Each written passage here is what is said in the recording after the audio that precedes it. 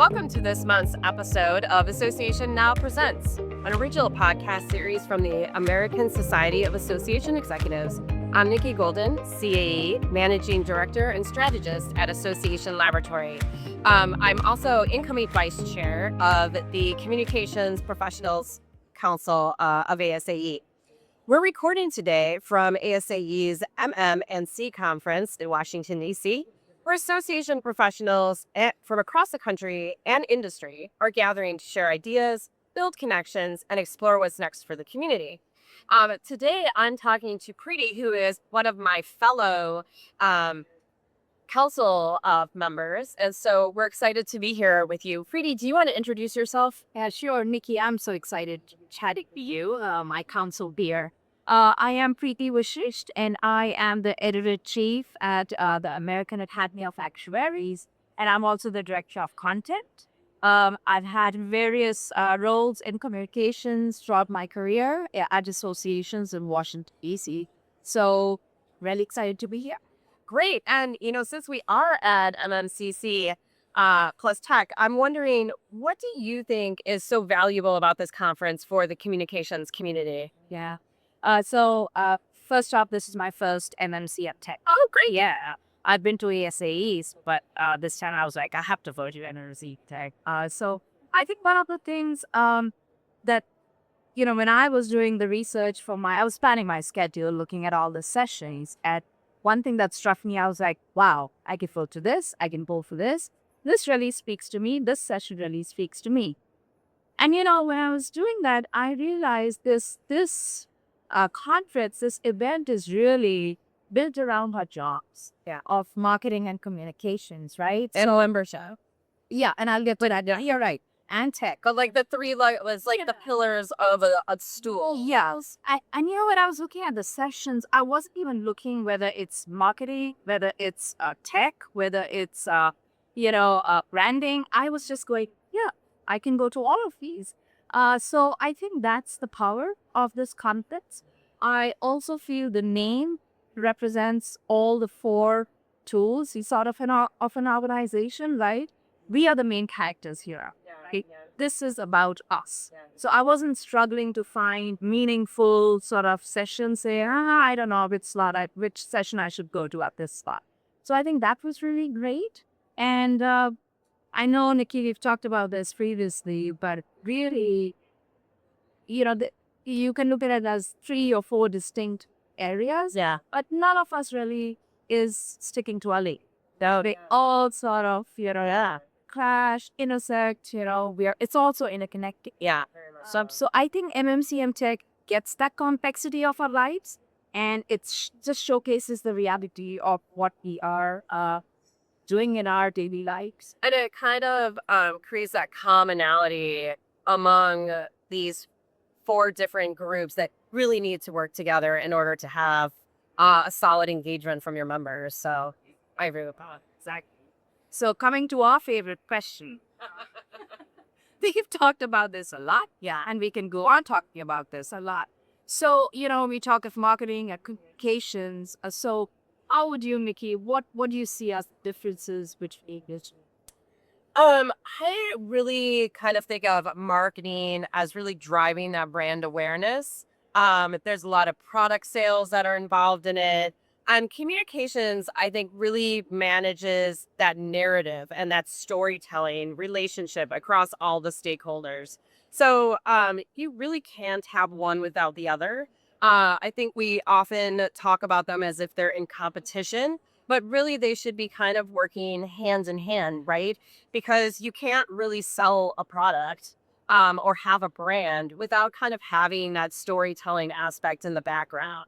And so I think oftentimes we are pitted against each other. And what I really like about, I think, this conference, and I think the way that the councils work together, is that we really see how much the two need each other, and where one kind of lane stops and the other one starts. I think people are tending to understand that a little bit better nowadays than they used to. But, if I'm thinking about the way that we're going to be kind of how you think about which is which, conversion, sales, market share, that's a marketing kind of ownership area, but building that like shaping public opinion, including your members' opinion, your stakeholders' opinion, really managing information that people need to know, is really kind of where communication sits. Now, and I so agree with you. So marketing, I mean, really, it's so easy to sort of quantify. Yeah. It's clear, right? Yeah. What are the metrics? But when it comes to communications, So mushy. it's a long story. It's about the trust. It's about the storytelling. That's so hard to quantify. Yeah, yeah. And but you But it's the backbone of that marketing conversion oftentimes. and without marketing, communications is so much. So yeah, right. Go ahead. Absolutely, yeah. So I think kind of along those same lines, like when you're talking to people who are outside of the marketing and comms, I think what do they often get wrong about that work? And then kind of along with that, how does that misunderstanding really affect the way that the organization can kind of move forward? Such a great question. And again, I'm sure we can have a discussion. This is on and on about it. Yeah. But I feel, the most persistent misconception that I've felt is the marketing is our work is about execution. Yes. And that strategy is somewhere else. Yeah.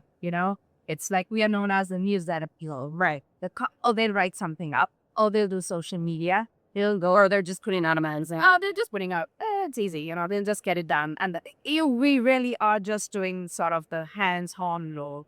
I think our job, our role is so important to how an organization succeeds, both internally and externally. And that perception has a lot of consequences, right? Yeah. Whether your members are renewing, whether policymakers think of you as a credible source, whether the journalist will pick up your phone when you make a call, or even your non-members, the members people you want to acquire as members, they even know about you. So all of this sort of feeds in what we do. And your other question really was about what impact does it have on the organization. I think the downstream effect of this is that communications, marketing communications, we are brought in too late. Oh my God. We did have a whole session about that. So it's like, yeah, because you don't need to know until it's time for us to message. Why would you need to know at the front end of this project? Why would we want your insight into the stories that we've been telling? What the brand voice is, or any of, even pricing for the marketing side. Yeah. So it's like you're right. And it's like, this general example, the organization is working on a major initiative and major projects. And okay, all the details are done and someone are there able to say, okay, let's think about how we are going to communicate this, right? So it's like, I feel all that, and that's when you're brought in, then sometimes it's too late. But I think if we have lace on the table right from the get-go, the organizations make better decisions and wiser decisions. Why? Because we are thinking of the audience right from the get. Yeah, 100%. I think when we do projects with our clients, the projects that are implemented well are when marketing and communications has a seat at the table for the entirety of the project, because they're not just handed a slide deck and say, communicate this to the members. They're able to think strategically about it. They are understanding the why and how decisions were being made all along the way. And so they're constantly thinking about what is the story that we need to tell to get people to understand why we're making the decisions we're making. It's very hard to do that when you've just been brought in at the end of the topic and somebody gives you a highlight of what has been like 12 months of planning, and you don't have all the information, and so something gets lost. Buckets, yes, right? So like, what's the message? Who is the audience? When are we trying to reach them? What are our success metrics? Right. So those are some of the sort of questions that communications we guys. And how can we use our various vehicles to really drive home that message instead of just focusing on one place? So talking about audience, we mentioned that a lot, discussion right now, Nikki. So how do you think we guys in marketing and cons can really help with that connection members? What's on IQ to put that? I mean, I think our role is, kind of that a through line of the brand and the story that we're telling. I think oftentimes um it's our role to bring in what is the mission of the organization. And again, we keep that as that North Star. And so what is our strategic plan? Can we talk to the things that we've learned through the strategic plan? What are the things that are impacting our members? How can we better communicate them to help them understand that we're aligned with their goals and their needs and their wants? Because I think about both marketing and communications, we're really the voice of the member. And so it is our job to make sure that everything that we are putting out is communicating to what they need to hear, and not talking, because I think a lot of associations do this. We talk about ourselves as we are giving you this. And like our members don't care about that. They want to know, is this going to save me time? Is this going to save me money? Is this going to teach me something new and put me ahead in my career? And we need to do a better job of being that member voice at the table so that we can put them front and center in any of the messaging that we're doing. And also, again, just kind of think through the mechanisms that we have at our fingertips. Director of content is so great because that's that 2,000-foot view of, yeah, okay, that was a great magazine article, but did we miss a little piece of it? And can we do like an interview, an audio interview, or can we, make sure that it's posted on social media and driving people back to that? Whenever we have an education session, can we post people back to that article? And so really thinking more holistically about how all the pieces fit together, I think really helps with that engagement strategy. So I agree. And you made an excellent point, Nikki, when you said we are the voice of peppers. And I think one opportunity for organizations to use remarketing and comms strategically is, uh, you know, use words, use language that are members use. I feel like How often do we get into such internal jargon all the time. all the time? I mean, like they love an acronym. Yeah, it's like, I know where this is on the website. I know we call it XYZ, but our members call it totally something else. Yeah. And that's where we come in and Yeah. say, hey, you know what? Members want to be seen and heard in our content, in what we are sending to them. So if we can use their language, Yeah. we will. Yeah. 100%. I mean, we really do get kind of lost in our own internal speak for sure. And sometimes that does translate to the website, where we make things harder to find because we're not thinking about it from the member perspective. We're thinking about it from the departmental, Absolutely. internal work. Yeah. So I feel like the elephant in the room at this entire conference has been AI. Maybe for the last 3 conferences that we, ASA Annual last year, yes, MMC Tech. So how do you think AI is changing communications and marketing, and where do you see it really making the biggest impact? I mean, that is such a big question. We are dealing with some really big topics here. But yes, AI is the elephant in the room. And, in my readings and even at the sessions here, I'm not surprised to hear that membership is one of the top areas that has been most impacted by the, marketing and comms. Sorry, is our roles, right? And they're living it. We're seeing it.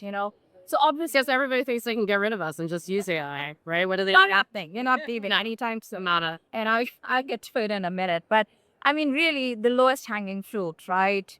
First drafts, summarizing reports, comparing 2 reports, say audience engagement patterns and data. So all that's really quick, really fast.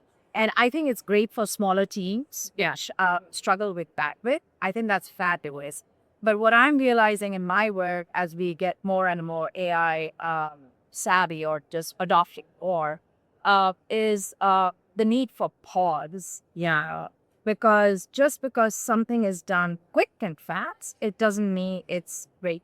And so just because you can use AI for something doesn't mean you should use AI for something. 100%. What did the keynote speaker say yesterday? She had sloth mode, Yeah. which is where you really need to kind of slow down and take your time. Yeah. I totally agree. I think that, people are very quick to kind of jump in and use it for the easiest use case, but we really need to start thinking about it more from a perspective of efficiency.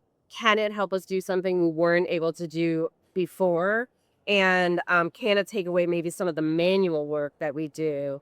But, I just, if marketing people and communications people, we're writers. So do we really need it to write for us? I don't think so. Which is exactly my point. To me, coming from a content perspective, uh, a lot of things that are AI written read the same. It's AI smart, right? It's that big, confident sounding. And it's almost more work to double check Oh my God. the AI than it is to just write the first draft myself. So I think that Yeah. for marketing accounts, it becomes even more important that we hold on to our voice, Yeah.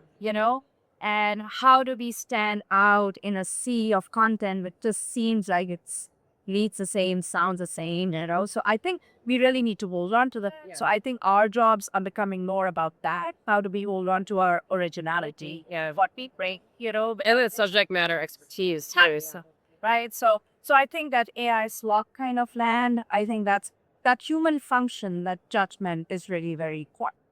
A couple of things that I've heard here, I thought I would share with you is there was a speaker from the American Marketing Association at the FreeConf, and she said something pretty interesting. She said we don't, they have a study coming out, but she said that basically, no, our jobs are already cheating, right? But also now it's going to start impacting our titles. So what they are saying is that we're not going to have them so segmented, like a social media specialist, an email person. We are really looking at someone who has strategy. They can look at AI as a whole and see where does it fit in our workflow, right?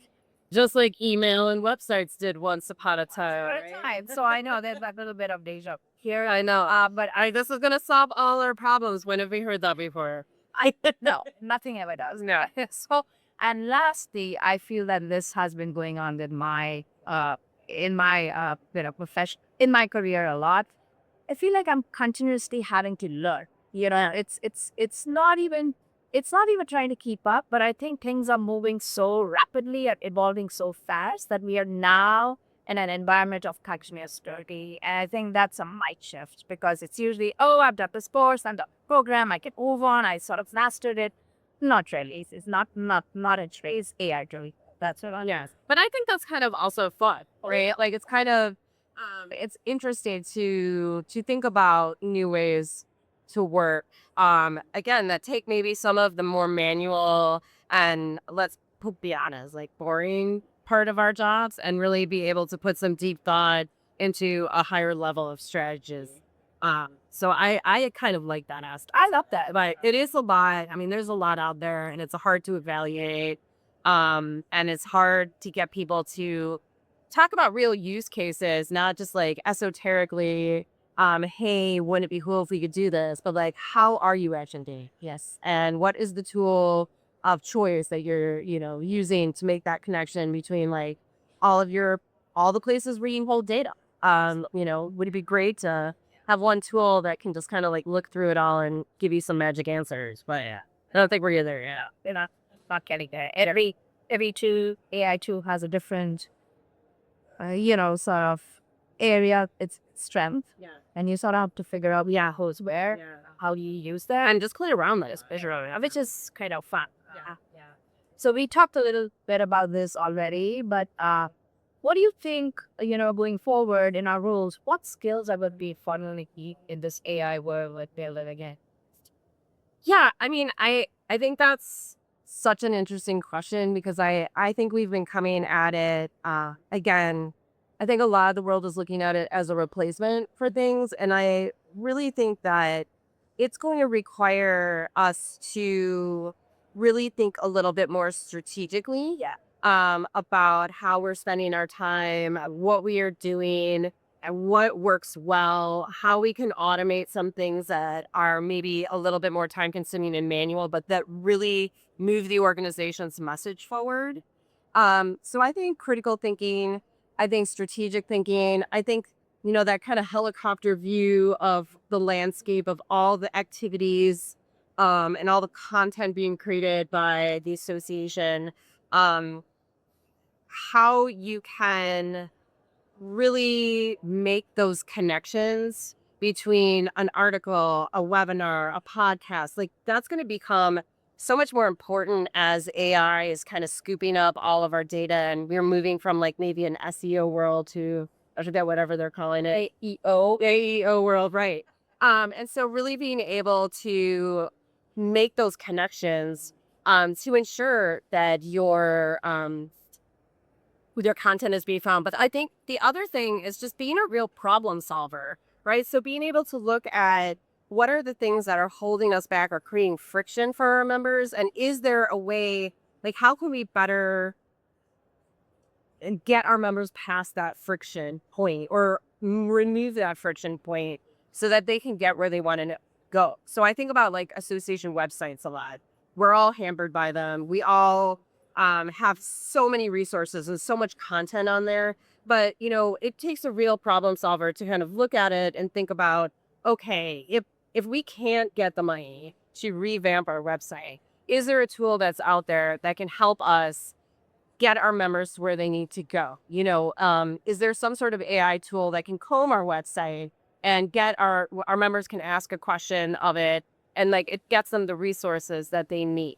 I know that there's tools that are out there to do it. I think that's a low hanging fruit. So being able to kind of evaluate what the issues your members are having in terms of interacting with your content and then finding the right tool and evaluating whether it is a good fit or not, I think are going to be some new skill sets. I don't know that we've had I feel like we've always had to kind of evaluate technology, but I think it's going to be an even more important skill as we move forward in this kind of more technological, bringing AI into the list. No, and I completely agree 100%. I would also add, it's also knowing how to use AI. If an AI doesn't exist for that, like Yeah. a tool doesn't exist, how can you use, say, any of the AI tools that we have to find a solution to a problem? How can you put AI to use Yeah. to fix problems Right. that are being sort of created by AI?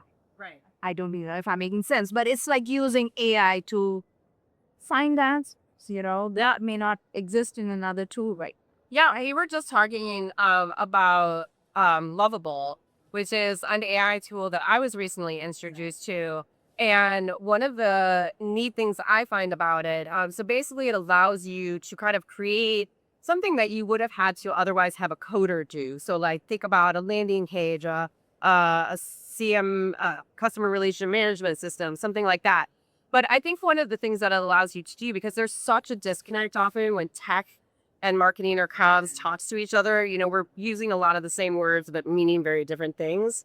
I think that this tool can allow you to kind of create something so that you can bring it visually to your tech person and say, this is what I want it to look like. I want to be able to click here and do it goes to this thing. And I want this information to be on a dashboard that looks like this. And really just kind of visualize, even if you're not going to use the tool within Lovable that you just built, even using it to visualize, to be able to better communicate to your technology person, your IT person, your designer person, what it is you are looking for. I think that just opens up a whole new avenue of like actually successful technology projects internally that hasn't been there.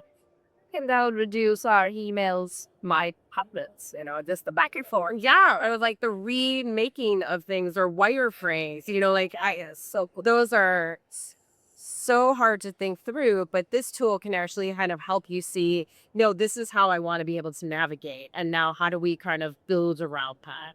Fabulous. Yeah.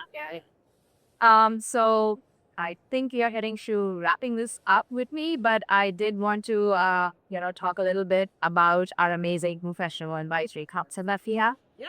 And, you're coming in as a vice chair. We are all looking forward to working with you, obviously. So do you want to talk a little bit about the projects that we've done and that we are thinking of doing, a little bit of that? Yeah, for it. So the Communications Advisory Council is basically responsible for any kind of resources or content for the communication professionals collaborate world. And so we have kind of been split up the last couple years, and I think it's worked really well. And we focus on kind of three different content areas. So how do we bring content into MMC plus tech? How do we bring content to ASE annual? So we have two groups that are, or one group that is kind of focused on at the beginning of the year, really what are strong submissions, and let's put together some really great sessions to propose. The second group has been working on articles. So we have in the month of June coming out is going to be an article about AI and communications that two of our members of our council have written. And then we've been looking at podcasts. So we have you and I participating here. I think we've had some other members who are participating in podcasts. So we are really looking to build on that next year. And everything that we do, we are posting in the Communications Professionals Advisory section on Collaborate. And so I think we're just kind of building a library of content. Hopefully we'll include webinars next year. I know the ASAE has been revamping their ASAE Academy. And so we're hoping to kind of build out a channel through there next year as well. So anybody who is interested in any kind of content needs or resources, we are always monitoring that Communications Professionals Collaborate channel, and are free to kind of let us know what they're looking for, what is kind of missing from their toolkit, and we could see if we can create something for them to use to make their lives easier. This is so exciting. It is. It's been an exciting couple of years. I know, and I'm really looking forward to next year. So we're gonna do some great things again. And this was Wonderful Becky. Absolutely. I'm so glad that you agreed to talk to me, Preeti. This has been really super fun. So thanks to everyone for listening to this episode of Associations Now Presents. Join us each month as we explore key topics relevant to association professionals, discuss the challenges and opportunities in the field today, and highlight the significant impact associations have on the economy, the U.S., and the world.